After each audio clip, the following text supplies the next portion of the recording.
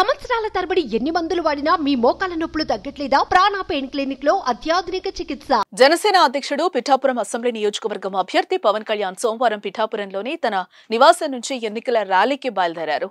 ఉదయం 11 గంటల ప్రాంతంలో జనసేనాని కారులో బయలుదేరగా పెద్ద సంఖ్యలో అక్కడికి చేరుకున్న అభిమానులు నినాదాలు చేస్తూ వెంట నడిచారు. ప్రతిపక్ష నేతల ఆరోపణల నేపథ్యంలో పిఠాపురంలోనే నివాసం ఉంటానని పవన్ కళ్యాణ్ ప్రకటించిన విషయం తెలిసిందే. ఇందుకోసం ఆయన ఓ ఇంటిని కూడా కొనుగోలు చేశారు. సోమవారం ఇక్కడి నుంచే ఎన్నికల ర్యాలీకి బయలుదేరి వెళ్లారు. ఎన్నికల ప్రచారంలో భాగంగా టీడీపీ స్థానిక నేత వర్మ ప్రసంగించారు. 4 నెలల క్రితమే పవన్ కళ్యాణ్ గెలుపు కోసం పనిచేస్తానని బాబుగారికి మాటిచ్చానని చెప్పారు. వర్మ మాటలు విన్న పవన్ కళ్యాణ్ ఆనందంతో క్లాప్స్ కొట్టారు. 4 నెలల ముందే పవన్ కళ్యాణ్ ని భారీ మెజార్టీతో గెలిపిస్తానని నేను చెప్పాను. అప్పుడు కళ్యాణ్ గారు నాకు పరిచయం లేదు.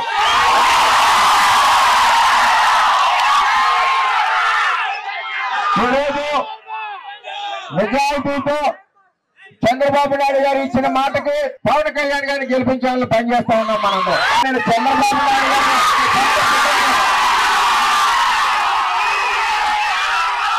మీరు నన్ను 2014 నుంచి ప్రయత్నిస్తున్నారు. మీ వల్ల ఏది అవ్వదు. మచ్చలేని వాడిని, తప్పు చేయని వాడిని, మాట ఇస్తే మాటకు కట్టుబడి ఇవ్వమని చెప్పి తెలియజేస్తా ఉన్నా. సుమన్ టీవీలో మీ పర్సనల్ అండ్ బిజినెస్ ప్రమోషన్స్ కోసం కింది నెంబర్కి కాంటాక్ట్ చేయండి.